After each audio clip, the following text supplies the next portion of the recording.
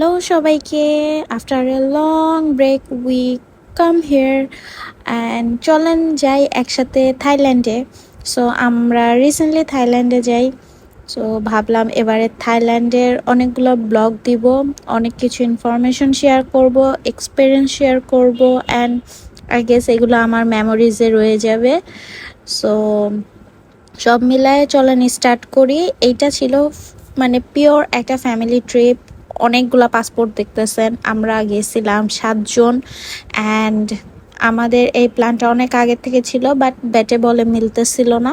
Finally মিলেছে and all of a sudden আমরা সব কিছু বুক করি উইদিন এ 1 উইক।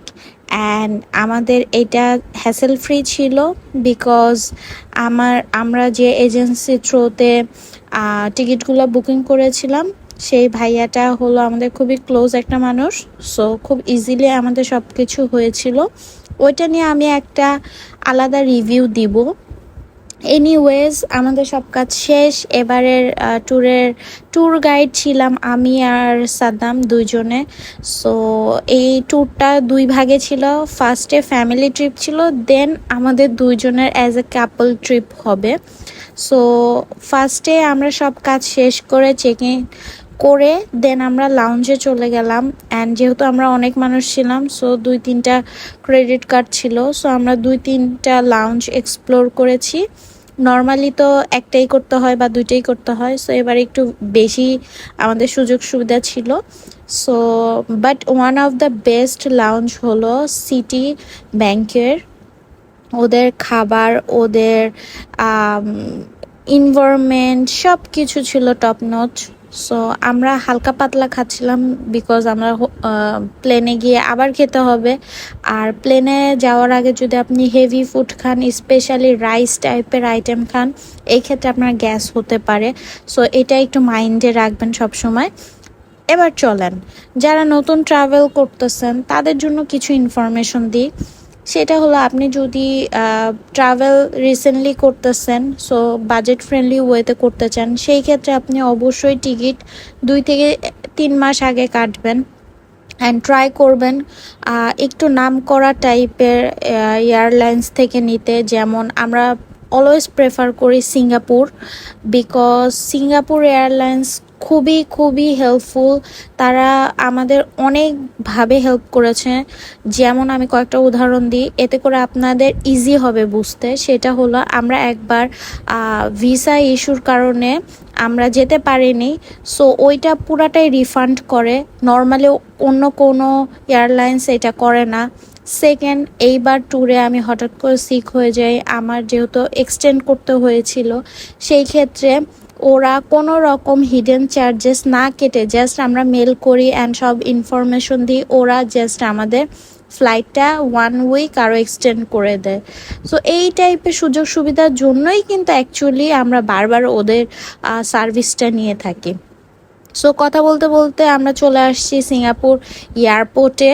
সো এইখানে আমাদের ট্রানজিট ছিল 5 আওয়ার্সের। সো আমরা একটু এক্সপ্লোর করার জন্য, একটু ঘোরার জন্য এই টাইমটা রেখেছিলাম, বিকজ বাচ্চারা খুবই খুশি হয় এই টাইপের জিনিস এক্সপ্লোর করতে।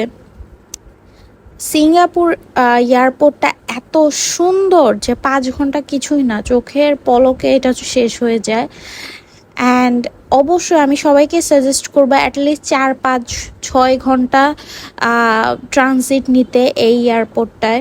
কারণ এই এয়ারপোর্টটা মানে এত সুন্দরভাবে সাজানো, ওয়ার্ল্ডের one of the best airport I can say.